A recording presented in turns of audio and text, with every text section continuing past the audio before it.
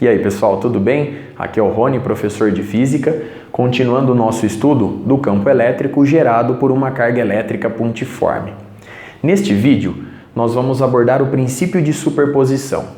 Para isso, considere um sistema de cargas elétricas que eu ilustro na lousa Q1, Q2, Q3 até a enésima carga. O nosso propósito aqui é o de calcular o campo elétrico resultante em um ponto P devido a essa configuração de cargas elétricas. Em nossa análise, eu vou tomar como referência nesse início a carga Q1 e a partir daí eu vou generalizar o nosso raciocínio para as demais cargas elétricas. Com isso, o desenvolvimento da teoria vai ficar mais fácil. Considere uma origem O, um vetor R1 que denuncia a posição da carga Q1, um vetor R que denuncia a posição do ponto P e um vetor R1', cujo módulo representa a distância da carga Q1 ao ponto P da nossa análise. Cada um desses vetores possui três coordenadas, x, y e z. Nós estamos no espaço tridimensional. Dentre esses três vetores, o mais importante para nós é o vetor R1'. Consequentemente, depois, o vetor R2', o vetor R3' e assim sucessivamente. Por quê? No vídeo anterior, nós vimos que a magnitude do campo elétrico gerado por uma carga elétrica pontiforme depende da carga elétrica pontiforme e da distância que ela se encontra do ponto P. Por isso que esse vetor aqui é de extrema importância em nossa análise. Vamos determiná-lo a partir dessa configuração de vetores. Aqui nós temos o seguinte: o vetor R1 somado com o vetor R1' nos dá o vetor R.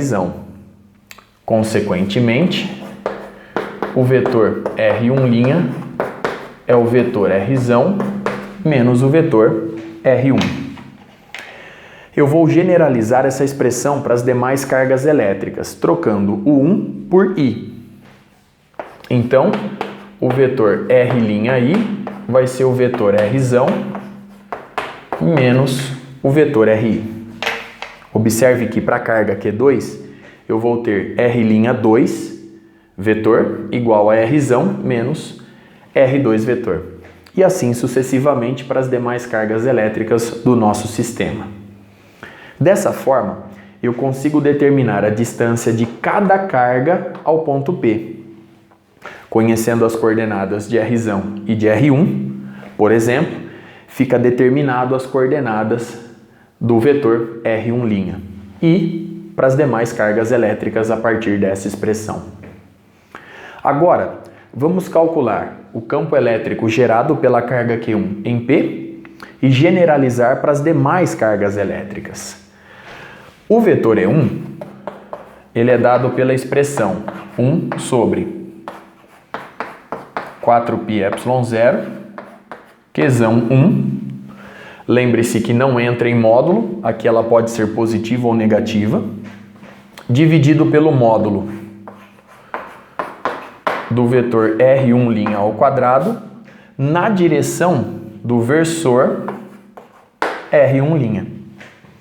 Nós sabemos que o versor R1' nada mais é do que o vetor R1' dividido pelo seu módulo. Muito bem. Aqui eu destaco mais uma vez a importância dessa expressão para cada carga elétrica pontiforme. Note que a todo momento eu preciso recorrer a essa expressão na determinação do módulo do vetor R' e a obtenção do versor R' de cada carga elétrica. Dando sequência, generalizando essa nossa análise, eu posso agora afirmar que o vetor campo elétrico resultante no ponto P é dado por 1 sobre 4πε0, que multiplica este termo para cada carga elétrica pontiforme, Portanto, eu vou fazer um somatório. Nós vamos ter um somatório para ir indo de 1 a nzão da carga Qzão I dividida pelo módulo do vetor R'I ao quadrado na direção do versor R'I. Dessa forma, nós podemos determinar o campo elétrico resultante aqui no ponto P. Essa é uma maneira mais enxuta de representar o princípio de superposição.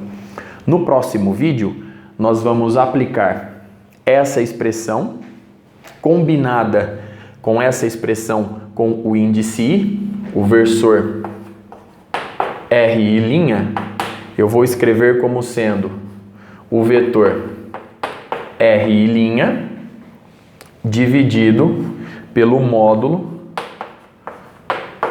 do vetor Ri'. Logo, a partir dessas duas expressões, no próximo vídeo, nós vamos calcular o campo elétrico resultante gerado em um ponto P do espaço para um par de cargas elétricas, mais Qzão e menos Qzão, também conhecido como dipolo elétrico. Até o próximo vídeo.